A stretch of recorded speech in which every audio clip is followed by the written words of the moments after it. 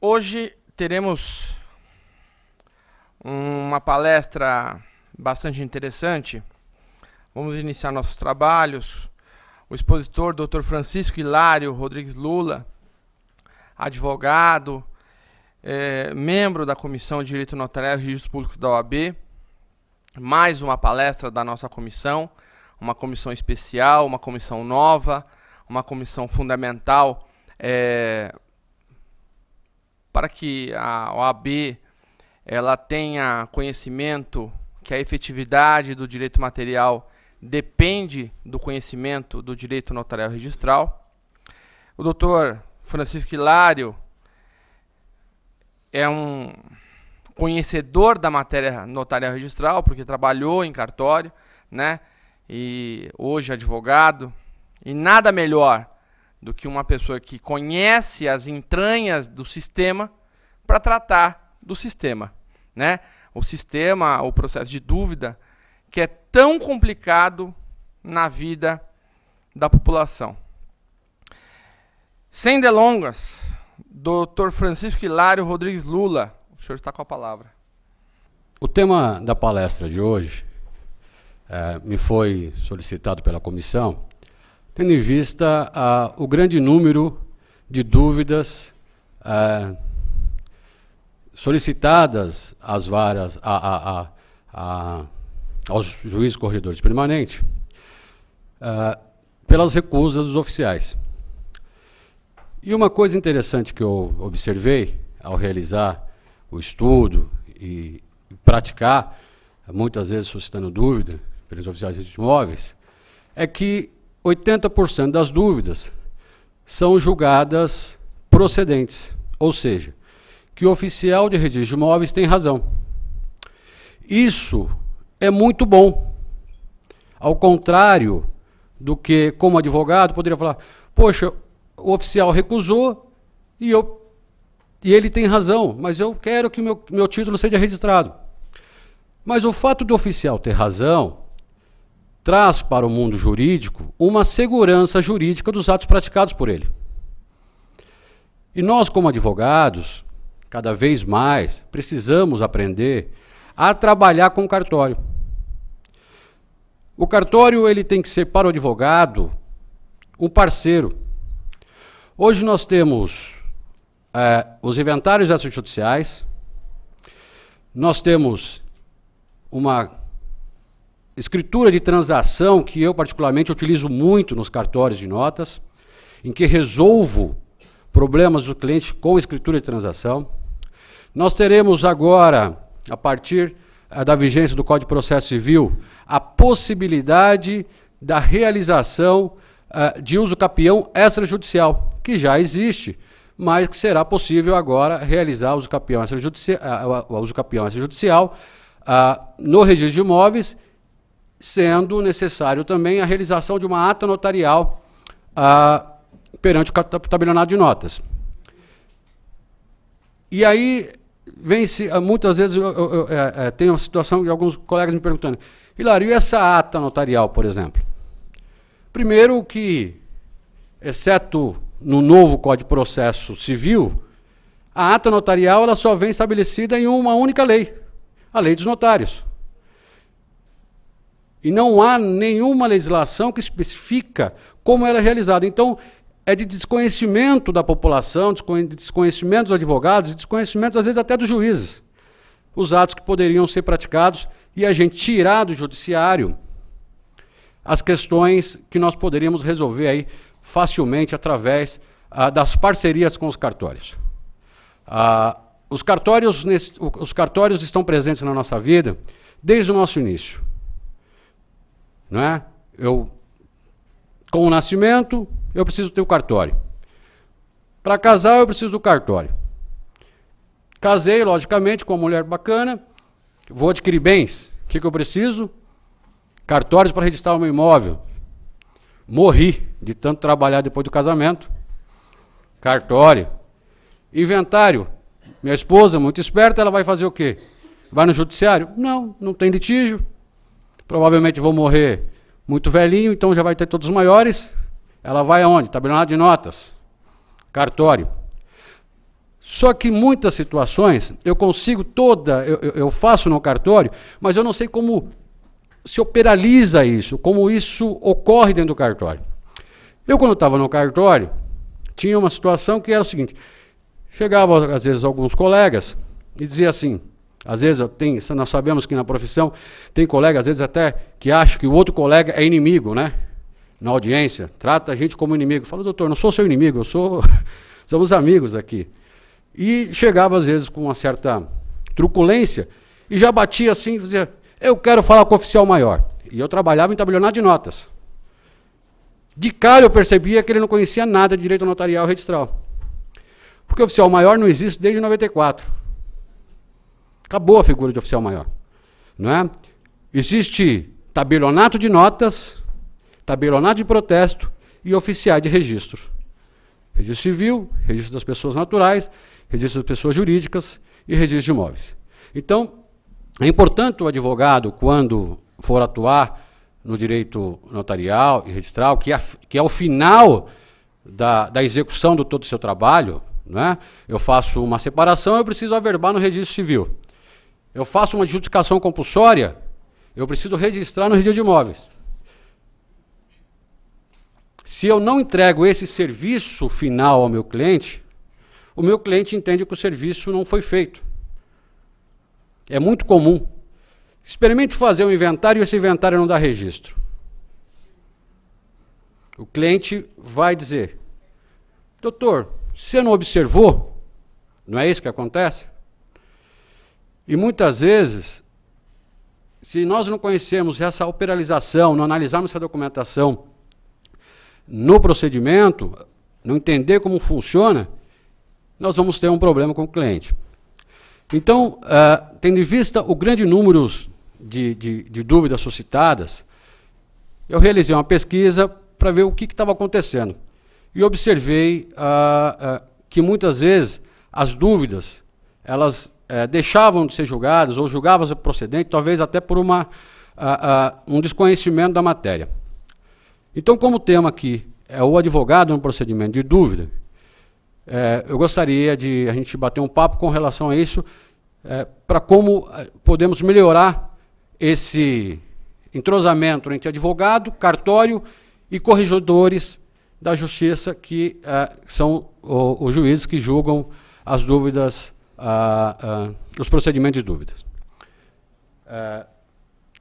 Antes de iniciar como que esse procedimento, é importante a gente sempre ter os conceitos das coisas, né? Em direito, tudo se inicia com um conceito. Aliás, a vida se inicia com conceito. E um dos principais conceitos que eu encontrei sobre dúvida registral é o conceito dado pelo professor Lamana Paiva, oficial de registrador de Porto Alegre, que, na minha opinião, dos atuais registradores em exercício, é um dos mais claros possível, né? É um dos mais claros que ele, as suas palestras também são, se puderem, tiver oportunidade, assistam a palestra do Lamana Paiva, que é sensacional. E ele tem um assunto, já aproveitando, ele tem um assunto sobre uso capião extrajudicial, que é interessante para quem atua nessa área. Tá? Então, ele define o procedimento de dúvida como: o procedimento de dúvida é o mecanismo que serve para verificar a correção ou não das exigências formuladas pelo registrador, ou para que o mesmo seja autorizado a proceder um ato quando a parte não apresente condições de atendê-las. Então, quando vai caber o procedimento de dúvida? Primeira situação que eu tenho que entender é o que só caberá dúvida registral. Só caberá dúvida registral em atos de registro. Quais são os atos de registro? Em regra, os atos de registro são do artigo 167-A da Lei de Registro Público. Em regra. Porque pode haver legislações que determinam que a prática seja através de registro. Né? Nós temos a lei de SA, que determina os atos constitutivos sendo um ato de registro, né? Das conferências de bens, e algumas outras legislações. Todos os demais atos que não sejam atos de registros serão atos de averbações. Portanto, não caberá procedimento de dúvida. Caberá procedimento de pedido de providência. Em São Paulo, o pedido de providência, ele não é regulamentado, tá? Mas a corregedoria assim entendeu, por entender que os atos de averbações poderá ser requeridos através de pedido de providência. Algumas corregedorias estaduais, como de Minas Gerais, nas suas normas, já estabeleceu a possibilidade e o regramento do pedido de providência. Tá? Eu divido o procedimento de dúvida e a atuação do advogado no procedimento de dúvida em duas partes. A primeira é a atuação do advogado perante o registro de imóveis. É a parte uma das partes mais, acredito que é a parte mais importante, não é, da situação. Porque se eu não entender como funciona o caminho do título no registro de imóveis, eu não vou entender a dúvida. Então, a princípio, eu pego um título, seja ele judicial, extrajudicial ou particular, e encaminho ao registro. Eu tenho uma prática, e isso tem dado muito certo, de quando o cliente chega, o cliente me liga e diz assim, Hilário, preciso marcar uma consulta, só que eu só posso às 6 horas da tarde. E aí ele chega lá, e quando o cliente chega com uma sacola plástica, com o papel amarelo, né? Você já fala, ai meu Deus do céu. E tira aquele, põe em cima da mesa assim, calma doutor, eu tenho tudo aqui. Eu tenho tudo aqui. Está amassado? Primeira coisa que deve ser feito. O cliente ele vai assinar o que primeiro? O contrato de honorários. E segundo, uma procuração para que eu possa representá-lo perante o oficial de registro de imóveis. Vocês vão entender, espero explicar por que é importante essa procuração. Uma procuração simples, né, dando autorização para que eu possa representá-lo perante o registro de imóveis, podendo inclusive suscitar dúvidas, e aí eu coloco, dependendo da situação, umas coisas a mais ou uma coisa a menos. Por que é importante isso? Porque na lei de registro público, ora ela fala em apresentante, ora ela fala em interessado. Quem que é o apresentante do título oficial de registro de imóveis? Qualquer pessoa pode ser o apresentante. Qualquer pessoa pode ser o apresentante. Eu posso pedir para o motoqueiro levá-lo. O motoqueiro é interessado no registro daquele título? Não é interessado. E se ele não é interessado, ele teria legitimidade para requerer qualquer diligência do oficial ou teria legitimidade para requerer juntar um documento, desentranhar ou requerer até a suscitação de dúvida? Eu, como advogado, constituído, tenho legitimidade para requerer a suscitação de dúvida? Sim. Tenho legitimidade para requerer a suscitação de dúvida. Então é importante já essa atuação já direto com o cliente. Então, procuração. Autorizo o doutor Francisco Claro, doutor tal, a me representar perante o oficial de registro de imóveis e assim por diante. Realizada a protocolização desse título no registro de imóveis, eu tenho um direito já que me é garantido, que é o direito da preferência do registro daquele título. O que isso significa? Significa que nenhum título protocolizado no registro de imóveis, nenhum título poderá ser registrado antes do meu. Então vamos supor uma situação que um cliente chega e lá, eu comprei o imóvel e não registrei, para variar. E eu sei que fulano de tal vendeu, e o vendedor também parece ter vendido esse imóvel. Ou tem uma ação trabalhista, ou tem uma execução correndo contra ele. De imediato eu tenho que protocolizar esse título. Para quê? Para garantir o direito de preferência do meu cliente. Essa prenotação ela tem validade de 30 dias. Ou seja, nenhum título, eu segurei no meu cliente o direito daquela propriedade por 30 dias. Feita essa prenotação, o oficial vai realizar o exame daquele título. E o exame daquele título, ele é feito somente com a questão... E aí eu sempre faço sempre confusão, doutor, e você... é sempre a questão extrínseca do título, né? Ou ao inverso, é isso? Eu sempre me confundo nessa situação. Extrínseca, estou correto, né? Extrínseca do título. O que é isso? Ele não vai analisar se aquele contrato, aquela escritura foi realizada mediante coação, com arma na cabeça. Ele não tem legitimidade para isso. Ele tem que analisar se o título está... Vendedor está correto? Vendedor está correto? O imóvel está correto? As contribuições de impostos estão corretas? Está. Ok, o título está apto a registro. Ele tem, em média, esses títulos são examinados em 15 dias. Em 15 dias. Entretanto, há uma situação que acontece ainda na capital, ainda no estado de São Paulo, que é a demora infundada do exame desses títulos. Mas isso a Corregedoria e a Arisp e os órgãos de classe têm combatido com rigor para que não ocorra. Porque, vamos imaginar, se eu der entrada no título no dia 1º, e meu prazo é de 30 dias da prenotação, e o oficial me devolve no dia 29, com exigências, quantos dias de prenotação eu tenho a mais? E um dia eu consigo cumprir? Não consigo. Então, em regra, e assim se espera que em 15 dias seja um período razoável para que o oficial consiga examinar o título.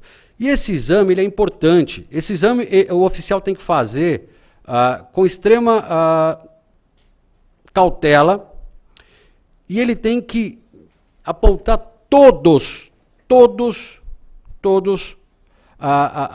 os itens que ele entende que não poderá ser registrado. Não pode ser parcelado.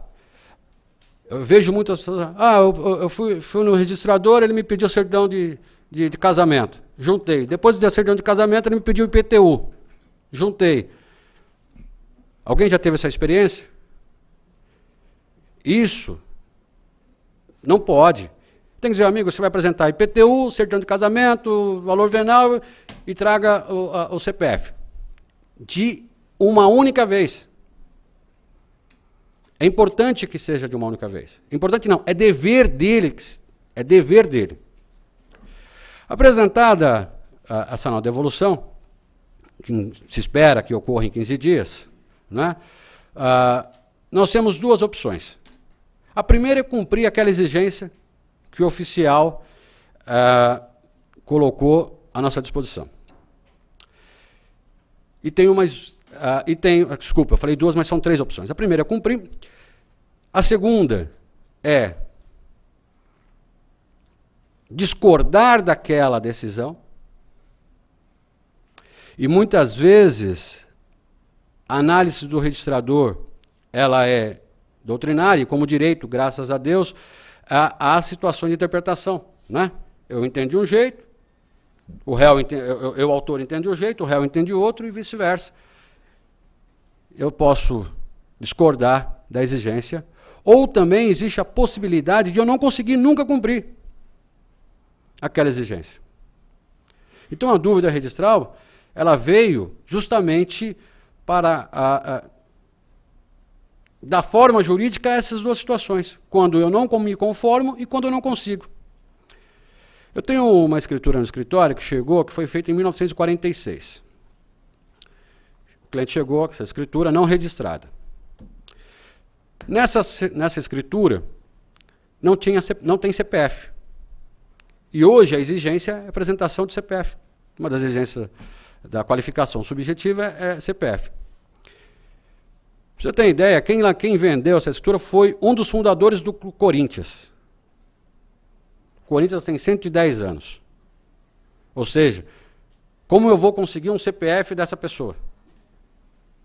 Eu consigo abrir um CPF para ele na Receita Federal? Não tenho nada, eu não tenho legitimidade. Então, são situações como essas que eu posso, que eu não consigo cumprir, que eu posso solicitar ao juiz corregedor permanente que autorize o oficial de registro de imóveis a cumprir, a registrar o título como exceção à regra.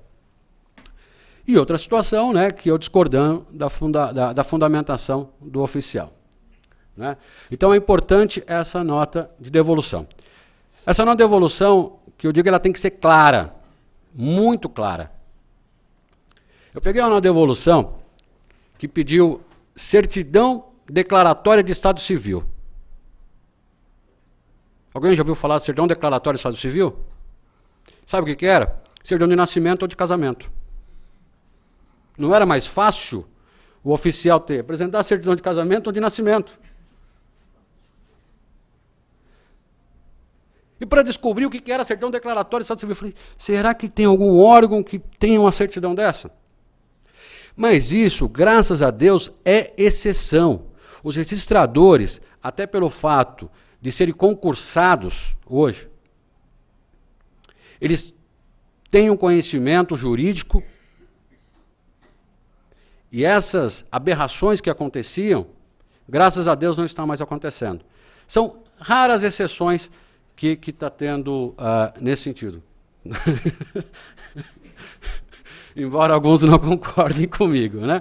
Mas eu tenho visto que está melhorando muito e acredito que vamos chegar um dia a uma situação bem tranquila. Né? Há uma situação que, quando eu recebo a nota de devolução, eu sempre faço uma coisa que não existe previsão legal, tá? Eu peço um pedido de reconsideração. O pedido de reconsideração não tem previsão legal, mas trata-se de bom senso. E não há direito sem bom senso. Não é?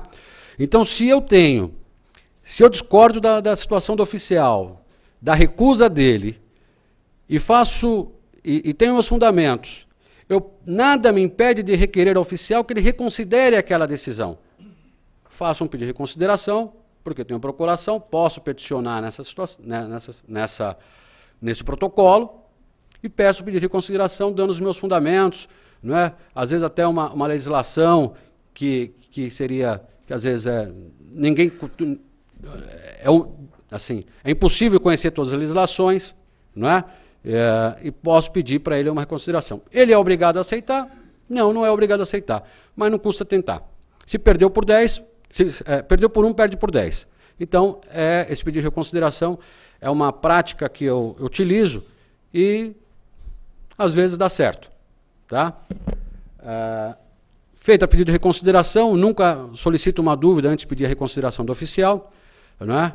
E aí o oficial mantém aquela dúvida, mantém a exigência, e aí eu tenho que realmente solicitar que o juiz decida sobre ou a discordância de fundamento ou a impossibilidade do cumprimento da exigência. Então, hoje, a maioria quase todos os oficiais, eles já têm um requerimento próprio para suscitar dúvida. É um requerimento simples, basta o advogado comparecer ao cartório, né, de registro de imóveis e solicitar que seja encaminhado dúvida ao juiz corregedor. A partir desse momento em que eu solicitei o registro, a solicitação de dúvida, e por que eu sempre... tem a questão da dúvida inversa, vamos tratar mais adiante, e eu vou fazer uma pergunta. Qual que é mais fácil, fazer uma inicial ou contestar? O que vocês acham? Contestar é mais fácil, né? Então, sempre. É muito mais fácil contestar. Se tiver mais argumento, vai. Até porque é mais fácil contestar, porque eu já sei a prova que ele produziu. Então, a dúvida inversa utilizem como exceção.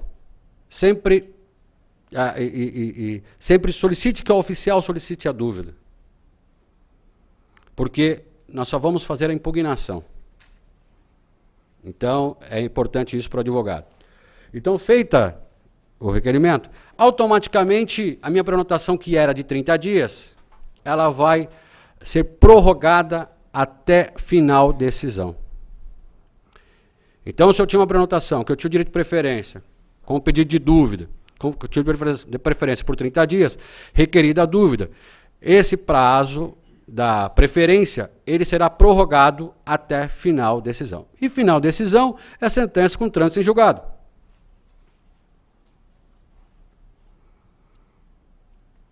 Então, é importante isso. O oficial anotará no protocolo que foi solicitada a dúvida. Qual o prazo para eu solicitar a dúvida, eu ter requerido a dúvida, que o oficial suscite a dúvida, ele encaminha isso ao juiz corregedor? A lei é omissa nesse sentido. Mas, utilizando o bom senso, vamos entender 15 dias. Ele já não teve 15 dias para analisar o título? Eu suscito a dúvida, peço para que ele suscite a dúvida, o ideal também seja que 15 dias também ele me apresente os motivos da dúvida. Porque ele tem que, se eu solicitei a dúvida, ele tem que me dar a ciência que está suscitando a dúvida. E nessa ciência ele vai me dar os motivos das dúvidas. Nota que no primeiro item, a situação era, ele apresentava a nota de devolução com as exigências. Agora ele apresenta a nota de dúvida. Ele vai dizer, olha, Hilário, eu fiz essa exigência, você suscitou dúvida, estou encaminhando agora com essas razões e esses fundamentos ao juiz corregedor. Toma ciência. A partir dali acabou o meu processo com ele. Se você quiser, ele vai dizer, se você quiser, você impugne isso lá no fórum. E há uma situação que tem que ficar atento, porque ele vai, no procedimento de dúvida, quando ele se dá ciência, ele dá ciência dos motivos da dúvida. E diz, estarei encaminhando ao juiz corregedor. Só temos o número de processo a partir do momento que é distribuído. Então eu tenho que ficar atento para saber qual o número de processo que vai cair. Então eu tenho que estar lá no mensagem, lá, esperto. Quando ele me dá ciência, o que eu digo para ele? Ó, quando você tiver o número de processo, por favor, encaminhe para o meu e-mail, para facilitar a minha vida. Porque meu prazo para impugnar da ciência é 15 dias. E há uma discussão nesse sentido. Esse 15 dias para impugnação é da ciência ou da distribuição? Porque vamos supor que eu tome ciência da nota de dúvida no dia 10. Meu prazo seria dia 25. Mas se o oficial distribuiu a ação, o procedimento de dúvida, somente dia 23.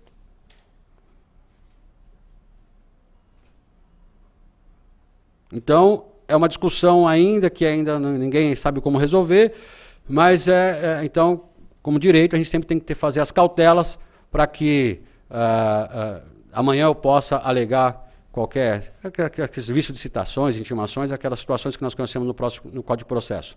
Então é sempre importante, olha, tomei ciência, de imediato eu já coloco ciente e aguardando o número da distribuição. Ponto.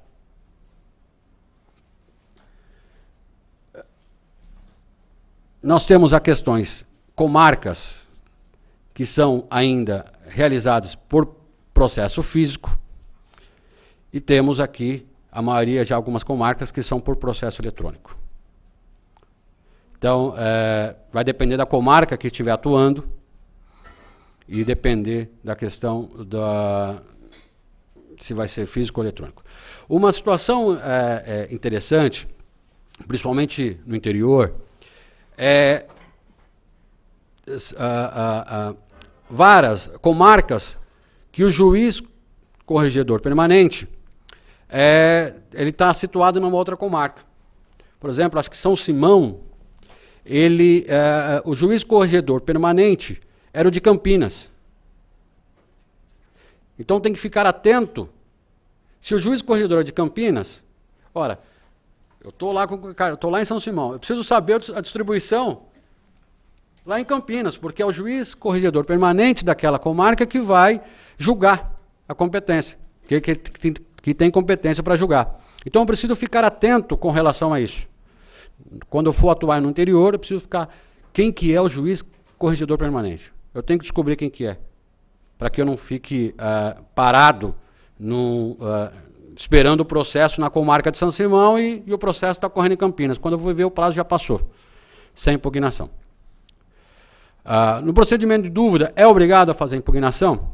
Ocorre o efeito da revelia no procedimento de dúvida?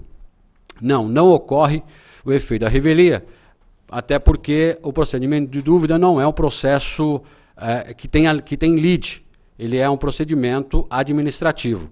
Portanto, o fato de não haver impugnação não impede o julgamento da dúvida. Tá?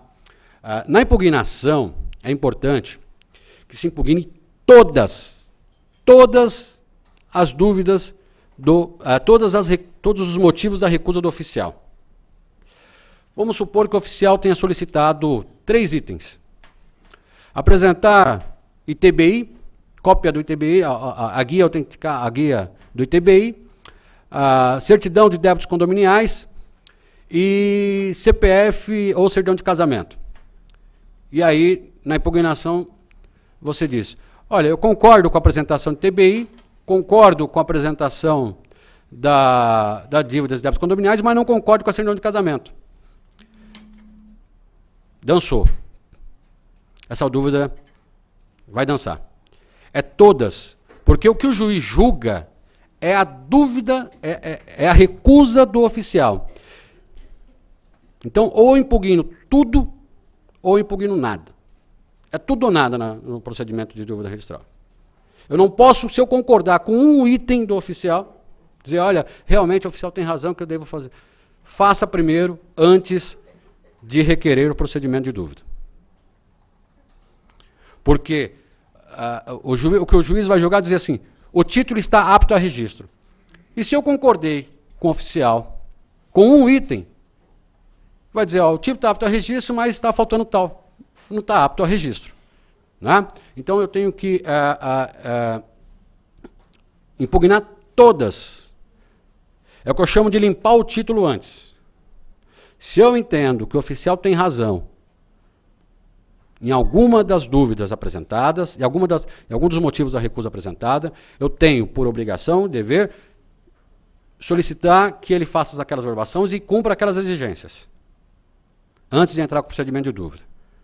Porque se colocarem, fizeram uma pesquisa, e resignação parcial, vai chover julgados no TJ aqui sobre essa situação e é julgada aí prejudicada a dúvida. Ok? Dúvida inversa. A dúvida inversa, ela tem cabimento quando eu não quero aguardar o oficial solicitar, então eu posso eu mesmo requerer, o que eu não recomendo. Ou também tem a possibilidade, quando o oficial bate a mão na mesa e diz assim, eu não vou solicitar dúvida. Como advogado, o que eu tenho que fazer? Primeiro, fazer uma representação contra ele, porque é dever dele. E aí, eu costumo dizer que aí ele está cometendo até vou dizer assim, entre parênteses, tá?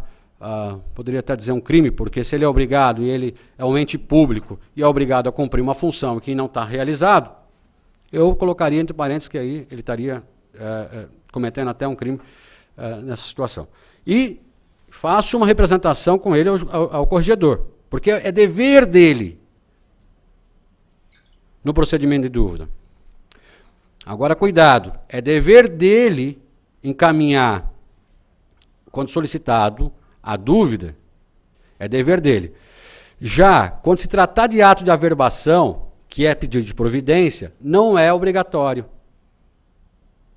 Então, se eu tiver um título que for questão de averbação, por exemplo, penhora. Penhora, pelo CPC, é averbável. Se o oficial recusa o registro, e eu peço para que ele suscite dúvida, primeiro que está errado, que não é dúvida, é pedido de providência. E pedido de providência ele não é obrigado. Ele não tem obrigação de requerer o pedido de providência. Ele só tem a obrigação de requerer o pedido de dúvida registral. Então, às vezes, aí se começa aquela briga com o oficial e a ideia é a gente fazer ganhar tempo, né? Se eu requerer a dúvida inversa, eu tenho que tomar um cuidado. Primeiro, é muito comum, ele faz uma devolução, eu vou e tiro o título, né?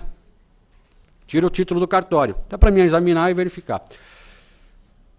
E quando eu solicito a dúvida inversa, eu esqueço de protocolizar de novo para prenotar o título. Toda dúvida só tem cabimento se o título estiver prenotado. E outra coisa, não utilizem cópia. Junte o instrumento original. Já é pacífico na corregedoria que o título, quando requerida a dúvida, tem que ser o original. Hilário, mas é a única escritura que é o único instrumento particular. Vamos trabalhar com instrumento particular. Esse particular que eu tenho. Né? É um instrumento particular, que também é um título. E aí eu junto, é a única via de instrumento particular. Eu vou juntar isso no processo? Vai juntar no processo. Se juntar a cópia autenticada, não é? Por que o juiz fala? Registre esse título. Por isso que tem que juntar o título original. Não adianta a cópia autenticada no processo físico, tá? Não adianta a cópia autenticada, tem que juntar o original. Tá? Então, recebida a dúvida inversa, com o título original, o juiz notificará, o procedimento vai ser o mesmo, certificará para o registrador que foi requerida a dúvida. É importante que eu tenho que estar prenotado o título, porque eu tenho que informar para o juiz que o título está prenotado sobre o número tal. Tá? Então, se passou aquele prazo de 30 dias da minha prenotação, eu tirei, passou, eu prenoto novamente, retiro e encaminho para o juiz corregedor. No procedimento eletrônico, como que eu faço com relação ao título original?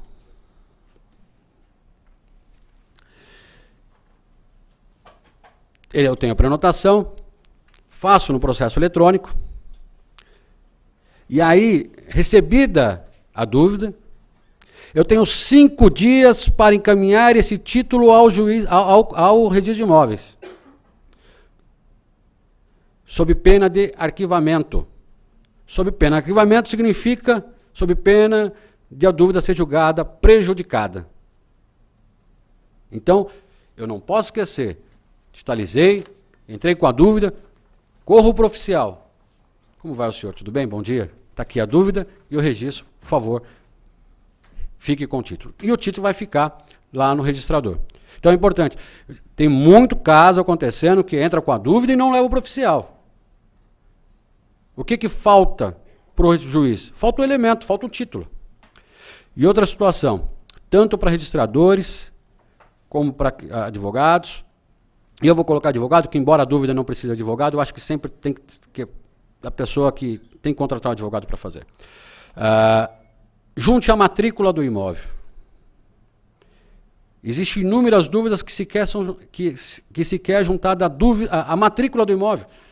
Como o juiz vai analisar uma questão imobiliária sem a matrícula? E isso é muito comum oficiais não juntarem. Como o juiz vai ter uma base? Não é? Então, esse procedimento eletrônico, muita atenção nessa situação. Eu peticionado, eu tenho 5 dias para informar o registrador que eu solicitei a dúvida. Tá? Dúvida inversa. Alguém já ouviu falar dúvida doutrinária? Ninguém? Dúvida doutrinária. Dúvida doutrinária, eu não disse que a prenotação e o meu direito de preferência, ele é de 30 dias? E com o pedido de dúvida, esse prazo, ele prorroga até a final decisão? Dúvida doutrinária é aquela situação em que a pessoa se utilizando desse artifício da prorrogação diz assim, eu vou entrar com a dúvida, vai prorrogar, nesse meio termo eu arrumo aquele documento que o oficial quis e depois eu vou ao processo e digo, excelência, eu não preciso mais do processo, eu cumpri a exigência lá do oficial, eu vou cumprir. Isso é ilegal. E é muito comum, isso, e assim, tem muita gente que utiliza isso, principalmente quando tem um título contraditório, que ela tem conhecimento que tem um título contraditório entrando no mesmo imóvel que o dela. Aqui em São Paulo, os juízes às vezes acabam colocando, eu toquei, fica prejudicada a dúvida.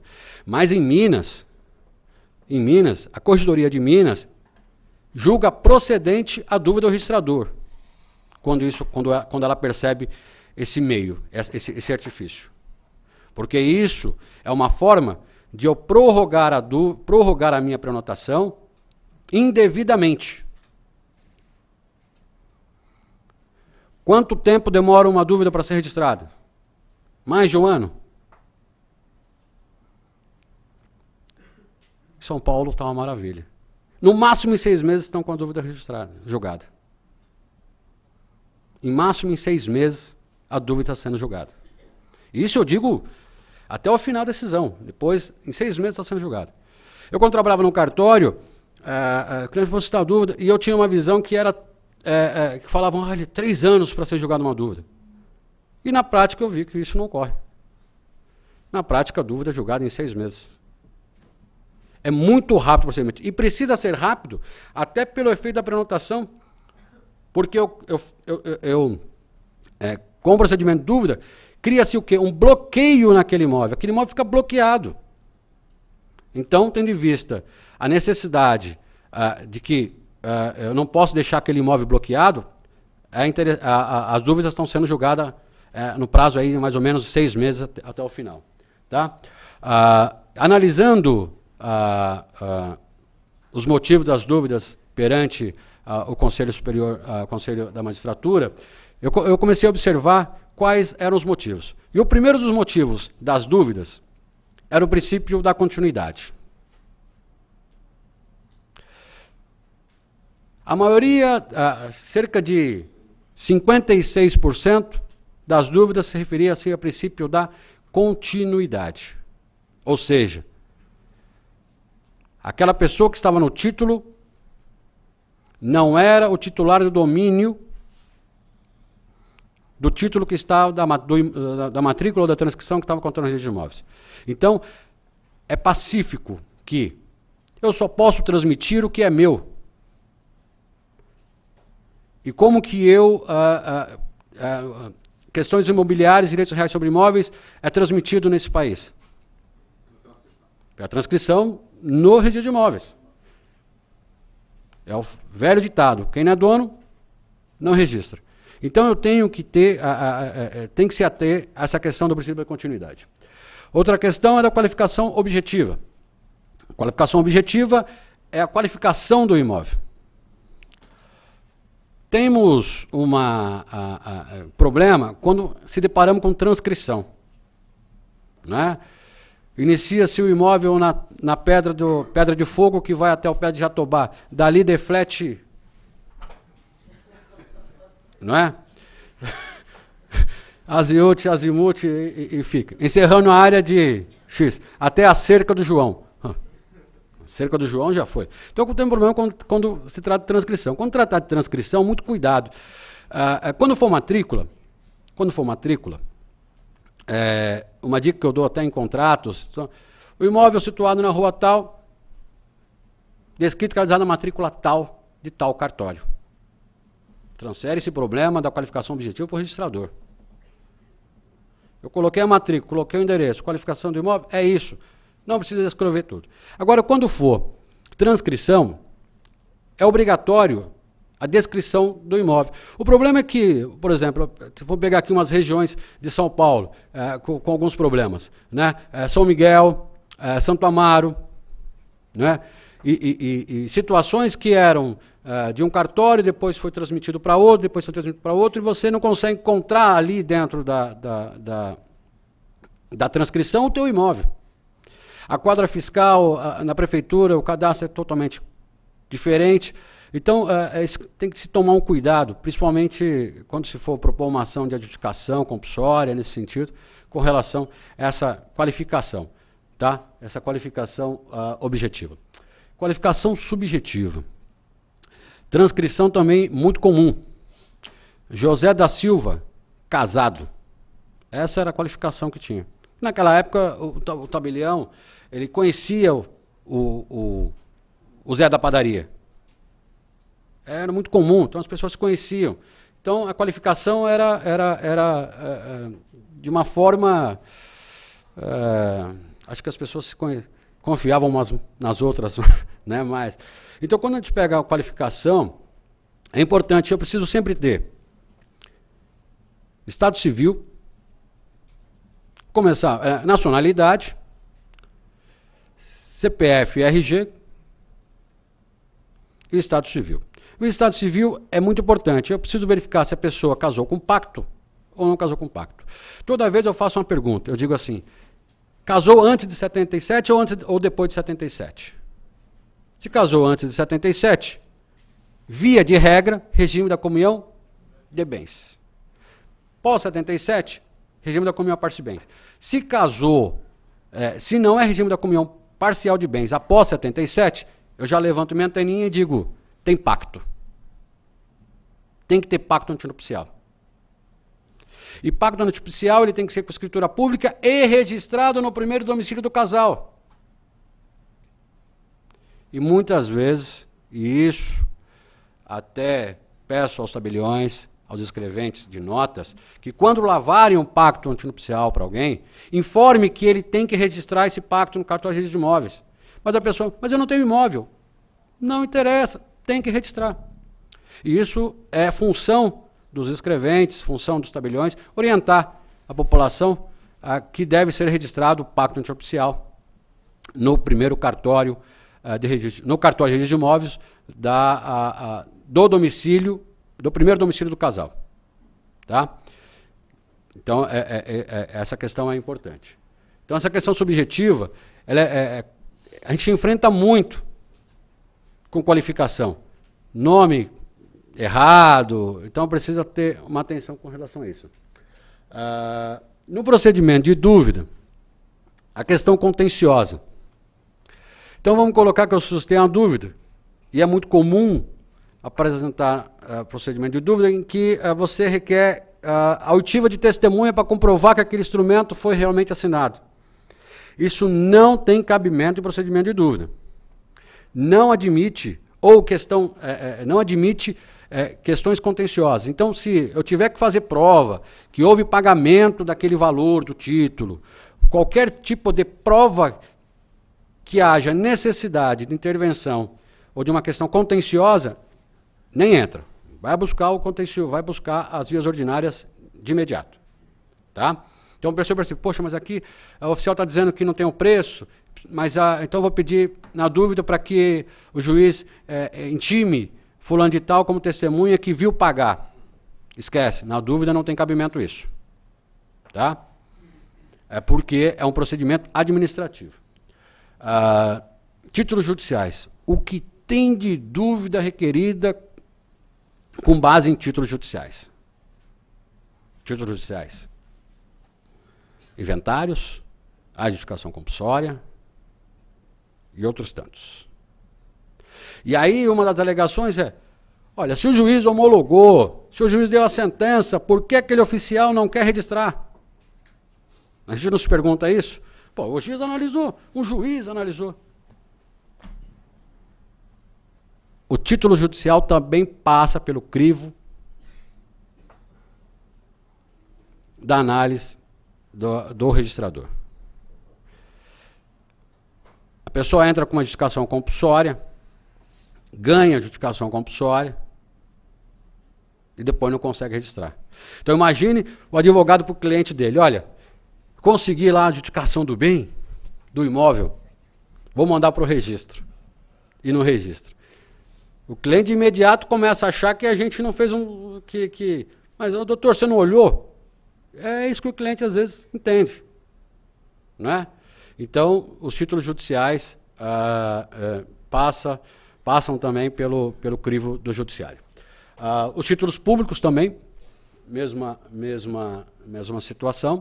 Então, muita da fundamentação das dúvidas refere-se à situação, olha, a escritura pública já foi analisada pelo tabelião, não cabe. Então, tem que ter um certo cuidado nessa questão da análise do tabelião, embora a gente espera, e a maioria das situações, as escrituras são bem elaboradas pelos profissionais de notas. Tá? Situações de débitos fiscais. Também é muito comum essa matéria em procedimento de dúvida. Até pouco tempo atrás, eu quando era escrevente, eu fiz mais de 5.000 escrituras da Encol. Só empreendimento em São Paulo, acho que eu fiz uns 45 empreendimentos da Encol. Eu fiz no Brasil inteiro. E aí teve alguns oficiais que me pediam as certidões da Receita Federal da Encol.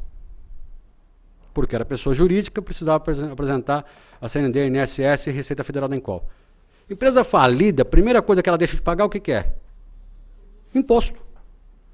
Como que eu vou apresentar a certidão negativa de uma empresa falida? Não tem como. Mas recentemente, graças a Deus, o STF entendeu que não pode ser objeto de recusa do oficial, do registrador, débitos fiscais. Porque o que o Estado fazia? O Estado, União, Estado e município fazia.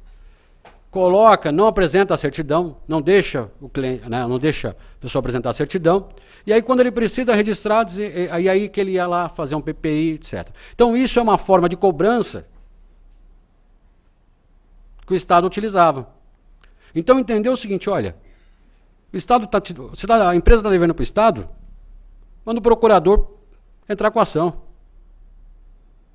Então não é hoje mais o entendimento da corregedoria que os débitos fiscais seja impedimento do registro. Então se tiver alguém que tenha dúvida registral, e a dúvida registral, sentença de dúvida, ela pode ser requerida novamente, né? A sentença ela é formal, não tem questão material, então ela pode ser suscitada novamente. Então, se alguém tiver uma situação que o registrador tenha solicitado apresentação de CND, de débitos condominiais, Receita Federal e INSS, tente novamente realizar o registro, e aí não realizando, pode solicitar dúvida, que provavelmente vai ter um êxito. Tem súmula do STF? Tem súmula no STF nesse sentido. Tenho jogado no STF desse sentido. Não me recordo o número, mas eu... 173, dígito 6, 173, dígito 6 e 394, dígito 1. Google, né? Eu sou péssimo de número. Google, né? Então, essa situação. Débitos fiscais. Então, a princípio, esses são geralmente são os motivos das recusas dos oficiais. Tá? Então, quando eu preciso na dúvida, eu tenho uma situação que é pouco utilizada, e aqui na Corregedoria de São Paulo, aqui não se admite muito, mas em outros estados tem se admitido, que é o pedido de diligência. Que pedido de diligência é esse? Poxa, Laura, você disse que não cabe lá o pedido de testemunha, de contencioso.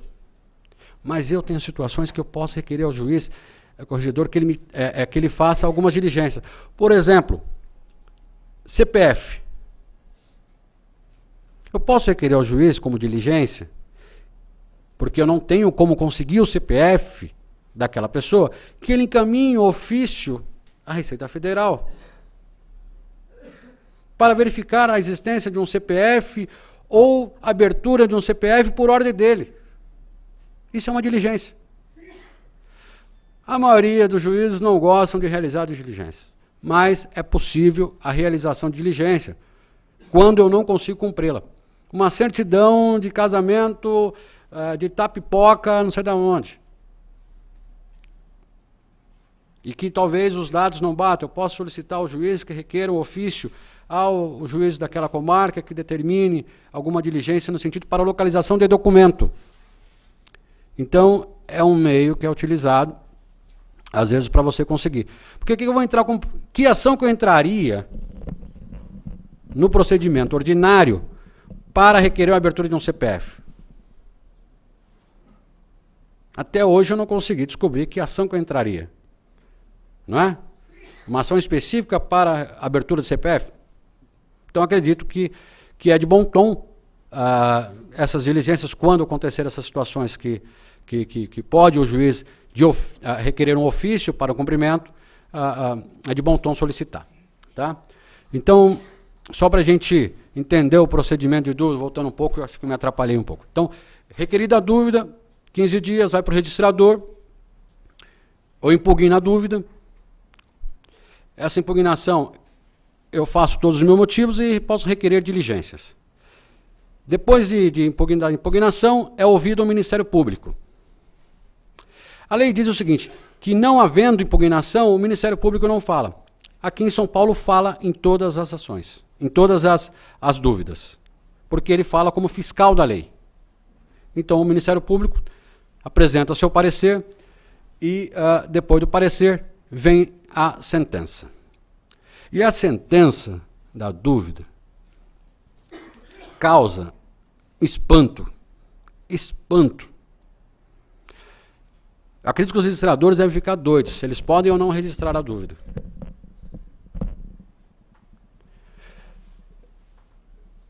A dúvida, ela sempre, é só a gente entender que sempre o que o juiz vai julgar é a dúvida do registrador. Então vamos substituir a palavra dúvida por recusa. Se a gente substituir a palavra dúvida por recusa, vai dar sempre o correto. Então, julgada procedente a recusa, o título não será registrado. Julgada improcedente a recusa do oficial, a dúvida será registrada. Julgada prejudicada. Essa é uma situação que é uma sentença que não poderia chamar uma sentença. Lembra que eu falei que eu tenho que impugnar todos os pontos do oficial? Todos os pontos? Lembra que eu falei da questão da dúvida doutrinária? Que as pessoas utilizam, depois vai lá e cumpre. Então o juiz julga a dúvida prejudicada. Ele não tem elementos para julgar. Falta algum documento. E essa dúvida ele não diz nem que tem razão, nem que sim, mas o título não é registrado.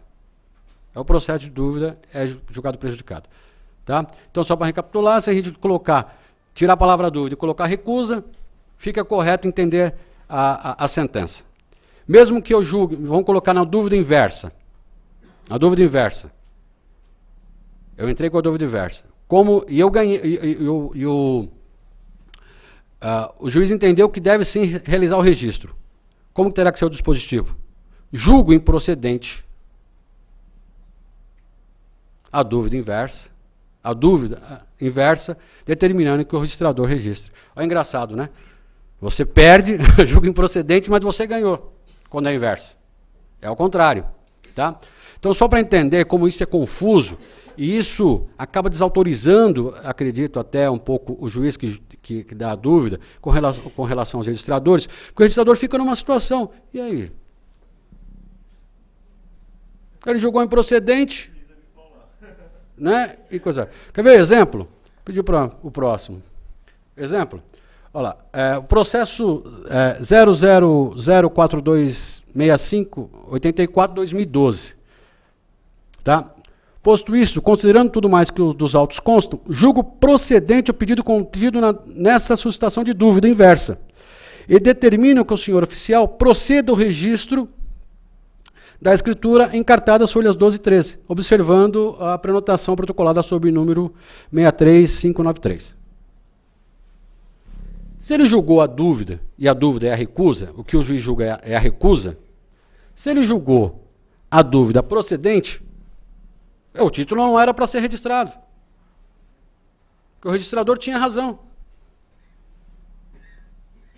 Agora, mesma situação em outro processo.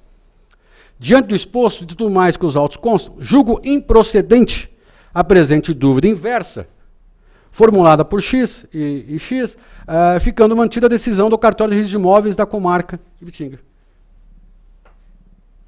Olha o dispositivo.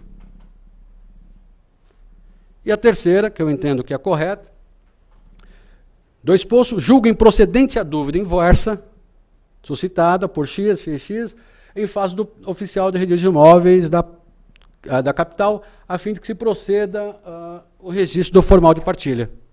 Então você percebe que os próprios juízes se confundem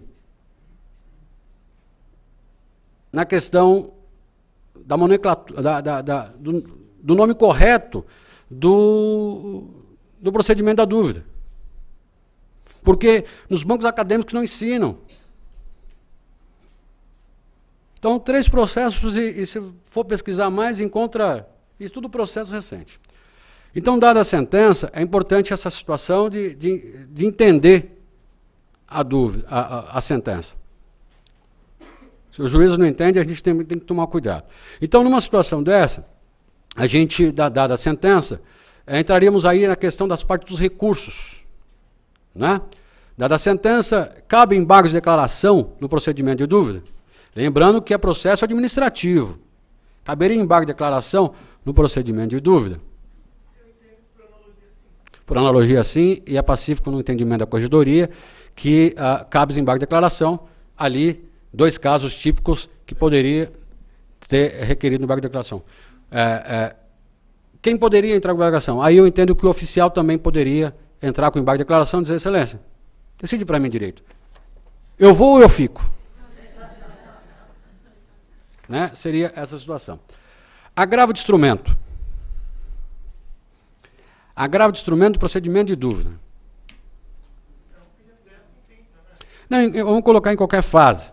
Poderia agravo de instrumento em procedimento de dúvida?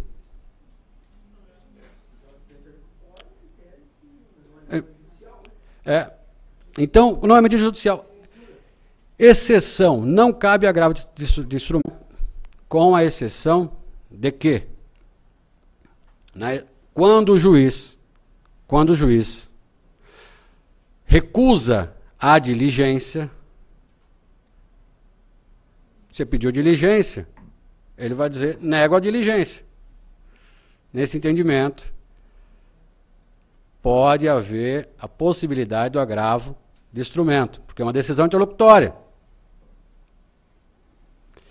Raro isso acontecer, mas há possibilidade. Outra situação. Oi? Não, mas já tem que chegou até o STF já situações nesse sentido, tem julgados favoráveis nesse sentido. Outra situação que cabe agravo de instrumento é quando o juiz não recebe a tua apelação. Quando não recebe a tua apelação, cabe agravo de instrumento. Pacífico nesse entendimento. Tá? Me perguntaram uma vez se caberia antecipação de tutela no procedimento de dúvida.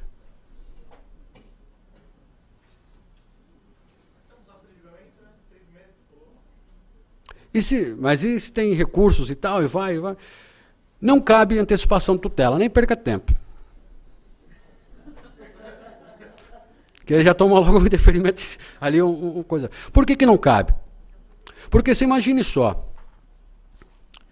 Eu entro com uma dúvida inversa, requeiro antecipação de tutela, o juiz me concede. Pode acontecer. O juiz me concede antecipação de tutela. E registra o título.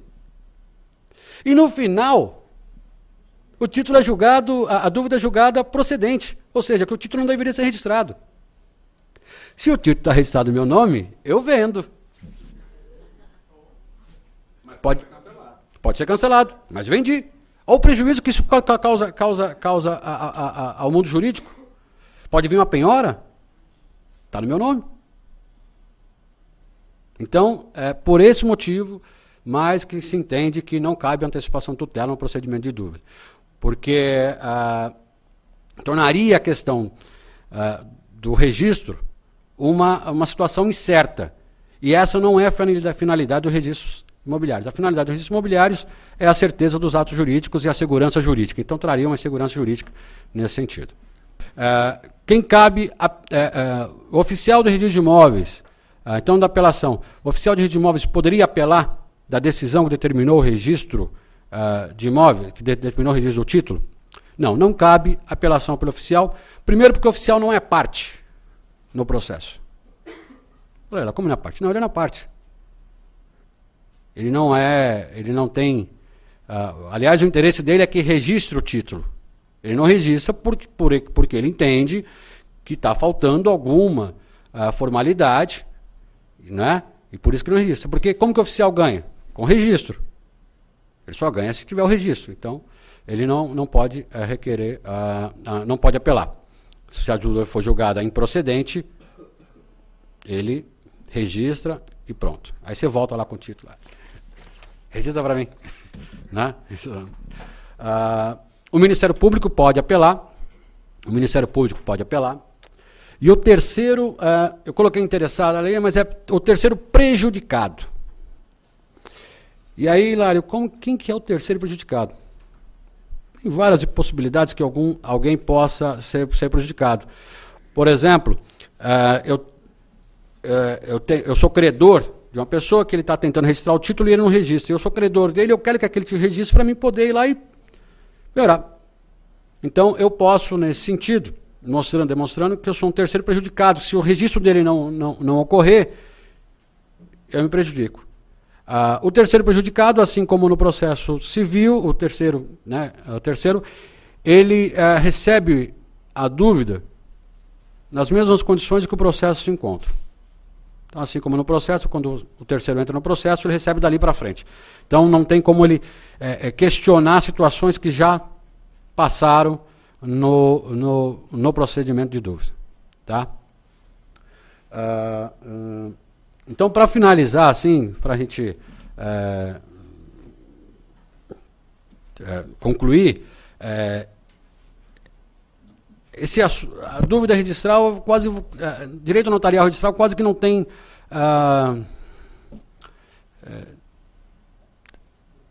doutrina, assim, doutrina até tem, mas assim, não é aplicado nos bancos, dificilmente se encontra palestras, assuntos sobre o tema, exceto poucas aí dentro dos registradores e oficiais e tabelionatos, que eu vou fazer até um comentário aos registradores oficiais. Geralmente são nos grandes hotéis, em Porto de Galinha, essas situações, e às vezes o advogado que tem que ir lá aqui não consegue ir nesses congressos. Né?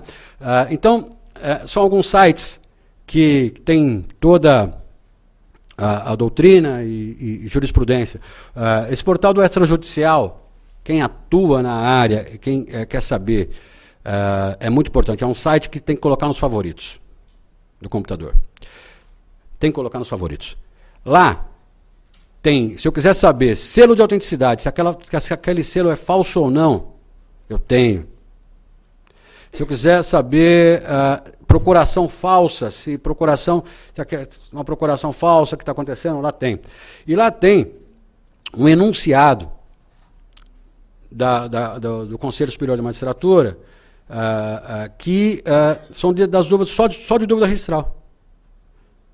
Então, se pegar um acordo daquele por dia para ler, fica entendendo o que pode e o que não pode. Tá? Porque é difícil encontrar jurisprudência nessa área. Tá? A outra é Colemata, né? Que é um site específico que de jurisprudência e de artigos notariais e registrais. Tá? O IRIB e a ANOREG, eu coloquei de São Paulo, mas tem a ANOREG em todos os estados, são ferramentas aí indispensáveis na atuação, tanto no procedimento de dúvida, como na atuação do advogado no dia a dia ali, porque tem muita coisa interessante. Senhores, obrigado, desculpa por ter me alongado, é um tema, parece curto, mas tem N situações que poderíamos ficar aqui 5, 6 dias discutindo. Agradeço a todos, muito obrigado pela paciência e desculpem a minha gagueira.